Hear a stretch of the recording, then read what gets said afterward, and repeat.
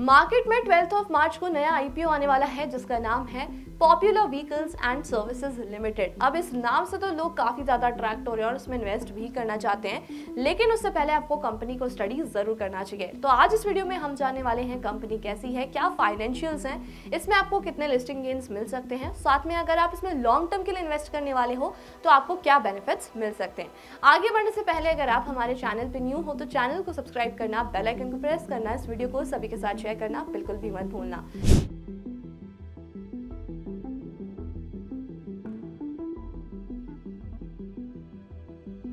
सबसे पहले जान लेते हैं कंपनी के बारे में। कंपनी इनकॉर्पोरेट हुई थी 1983 में, तो देखा जाए कंपनी काफी ज्यादा पुरानी है।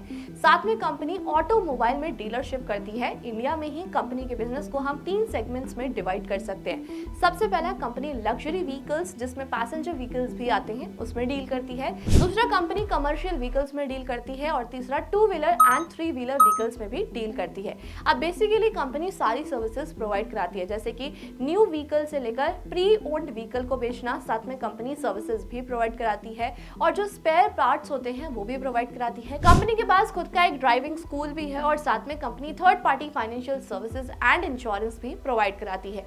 कंपनी के पास अभी तक लगभग 59 शोरूम्स हैं एंड 126 सेल्स आउटलेट्स हैं, 31 pre owned vehicle showrooms and outlets हैं, 134 ऑथोराइज्ड सर्विस सेंटर्स हैं। कंपनी के पास 40 रिटेल आउटलेट्स भी हैं और 24 वेयर हाउसेज भी हैं।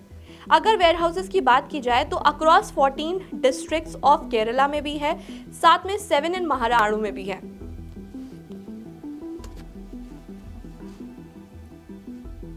अगर इस चीज को नोटिस किया जाए तो कंपनी का बिजनेस मॉडल काफी ज्यादा अट्रैक्टिव नजर आता है। अगर नेगेटिव की बात की जाए तो यहाँ पर कंपनी 2 ही ओरिजिनल इक्विपमेंट मैन्युफैक्चरर्स पर डिपेंडेंट है।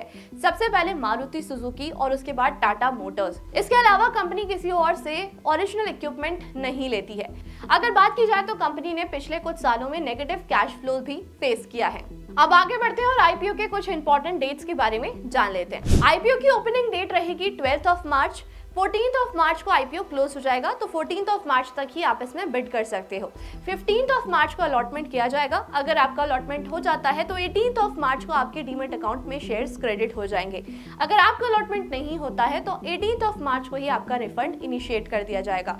अगर आप इस कंपनी में लॉन्ग टर्म के लिए इन्वेस्ट करना चाहते हो या ट्रेड करना चाहते हो तो ये कंपनी 19 मार्च को लिस्ट हो जाएगी। उसके बाद इसमें कोई भी ट्रेड और इन्वेस्ट कर सकता है। अब आगे बढ़ते हैं और आईपीओ की कुछ डिटेल्स भी जान लेते हैं। कंपनी ने जो पर शेयर का फेस वैल्यू रखा है वो है 2 रुपीज और इसका प्राइस बैंड रहेगा 280 रुपीज से लेकर 295 rupees per share. Lot size है 50 शेयर्स का। टोटल इशू साइजेस में 601 करोड़ का, जिसमें से 250 करोड़ का फ्रेश इशू है एंड 351 करोड़ का ऑफर फॉर सेल है। एम्प्लॉय डिस्काउंट भी इसमें रखा गया है 28 रुपीज पर शेयर। ये कंपनी दोनों में लिस्ट की जाएगी, बीएसई एंड एनएसई। अब इस चीज से हमने एक और नेगेटिव पॉइंट ये नोटिस किया कि जो कंपनी के प्रमोटर्स हैं वो एक्चुअली कंपनी को छोड़ के जाना चाहते हैं, क्योंकि यहाँ पर जो ऑफर फॉर सेल वाला अमाउंट है वो ज्यादा है। अब अगर रिजर्वेशन की बात की जाए तो 35% का रिजर्वेशन रखा गया of net issue for retailer category, तो अलॉटमेंट के चांसेस तो यहाँ पर काफी ज्यादा इंक्रीज हो जाते हैं। अब आगे बढ़ते हैं और कंपनी के फाइनेंशियल्स के बारे में भी जान लेते हैं। अगर असेट्स की बात की जाए तो मार्च 2021 तक इनके पास असेट्स 1118 करोड़ के, जो कि 2023 में हो गया 1503 करोड़। रेवेन्यू की बात की जाए तो 2919 करोड़ था इन 2021। 2023 तक काफी ज्यादा इंक्रीज हुआ है, जस्ट डबल हम बोल सकते हैं, 4892 करोड़। प्रॉफिट आफ्टर टैक्स की बात की जाए तो वो भी काफी अच्छे से इंक्रीज हुआ है। 2021 में था 32 करोड़ का एंड 2023 में है 64 करोड़।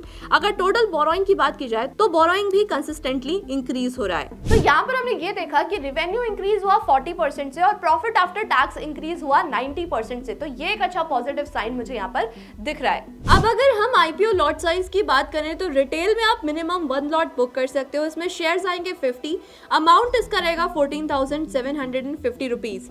रिटेल के मैक्सिमम लॉट की बात करें तो आप यहाँ पर सिर्फ 13 लॉट्स बुक कर सकते। शेयर्स होंगे इसमें 650, अमाउंट इसका रहेगा 1,91,750 रुपीज। और वहीं अगर एचएनआई की स्मॉल कैटेगरी में बात करें तो आप 14 लॉट्स बुक कर सकते हो। इसमें शेयर्स आपको मिलेंगे 700 400, अमाउंट होगा 2,06,500 रुपीज। और HNI के बिग कैटेगरी में मिनिमम आप 68 लॉट्स को बुक कर सकते हो, इसमें आपको शेयर्स मिलेंगे 3,400 और इसका अमाउंट रहेगा 10,03,000 रुपीज। वहीं अगर QIB कैटेगरी का नेट इशू पर बात करें तो वो है 50% का रिजर्वेशन। वहीं HNI कैटेगरी के लिए रखा गया है 15% का reservation of net issue. Company के ऑब्जेक्टिव्स की बात की जाए तो बेसिकली 2 ऑब्जेक्टिव है IPO लेकर आने का। सबसे पहला ऑब्जेक्टिव है कि वो अपने बोरोइंग्स को कंप्लीट करना चाहते हैं और दूसरा जनरल कॉर्पोरेट पर्पसेस। अब अगर ROE और ROCE की बात की जाए तो वो है 10.42% एंड 8.33%। तो देखा जाए तो return on equity and return on capital employed काफी ज्यादा कम है। मिनिमम 15% होनी चाहिए तभी कंपनी अच्छी मानी जाती है। अब अगर डेट टू इक्विटी रेशियो की बात की जाए तो वो है 1.99 जो कि काफी ज्यादा है। हमारा जो स्टैंडर्ड रेशियो होता है वो 1 से नीचे ही होना चाहिए। अब अगर बात की जाए पी रेशियो की तो करंटली कंपनी का जो पी रेशियो चल रहा है वो है 28% का। अब चलिए एक बार कंपेयर कर लेते हैं कंपनी के पी रेशियो को कंपटीटर्स के पी रेशियो के साथ। यहाँ पर कंपनी का सिर्फ एक ही कॉम्पिटिटर है जो कि है लैंडमार्क कार्स लिमिटेड। अगर उसके पी रेशियो की बात की जाए तो वो है 34.84। इससे हमें ये पता चलता है कि कंपनी अभी अच्छे वैल्यूएशन पर काम कर रही है और इससे कम वैल्यूएशन पर आ रही है। अब एट लास्ट अगर ग्रे मार्केट प्रीमियम की बात की जाए तो currently as per the sources grey market premium चल रहा है 33 रुपीज, जिसमें आपको लिस्टिंग गेन के चांसेस हैं 11.19% के। मिनिमम 20% होना चाहिए तभी आपको IPO में अप्लाई करना चाहिए, अदरवाइज उसका कोई भी फायदा नहीं होता। अब अगर GMP की बात की जाए तो इससे हमें ये पता चल गया कि लिस्टिंग गेन के चांसेस थोड़े कम है। हो सकता है डिमांड के साथ साथ इसका GMP भी इंक्रीज हो जाए, तो आपको थोड़ा वेट करना चाहिए। अगर आप लिस्टिंग गेन के लिए अप्लाई कर रहे हो तो वेट कर आप ये देख सकते हो कि डिमांड कितनी ज्यादा इंक्रीज हो रही है, उसी के अकॉर्डिंग आप उसमें अप्लाई कर सकते हो। अब अगर बात की जाए लॉन्ग टर्म की तो यहाँ पर हम पॉजिटिव्स एंड नेगेटिव्स दोनों देख लेते हैं। सबसे पहला पॉजिटिव पॉइंट, कंपनी का जो प्रॉफिट आफ्टर टैक्स है वो काफी तेजी से इंक्रीज हुआ है। कंपनी के पास काफी अच्छे ऑल्टरनेटिव्स है, सारी सर्विसेज कंपनी प्रोवाइड कराती है, कंपनी काफी ज्यादा अच्छे सेक्टर से भी है। अब अगर नेगेटिव की बात की जाए तो जैसे मैंने आपको बताया था कि वो सिर्फ ओरिजिनल इक्विपमेंट मैन्युफैक्चर 2 पर ही डिपेंडेंट है, एक Maruti Suzuki and Tata Motors, जिससे कि इनका रेवेन्यू काफी ज्यादा अफेक्ट हो सकता है। साथ में अगर बात की जाए कंपनी का बोरोइंग्स काफी ज्यादा इंक्रीज हो रहे हैं, ROE और ROCE भी कम है। तो देखा जाए कंपनी लिस्टिंग गेन आपको कम दे रही है, साथ में हो सकता है कि आने वाले टाइम में इसके डिमांड के साथ साथ इंक्रीज हो जाए GMP, तो आप उसी के अकॉर्डिंग इसमें अप्लाई करिएगा।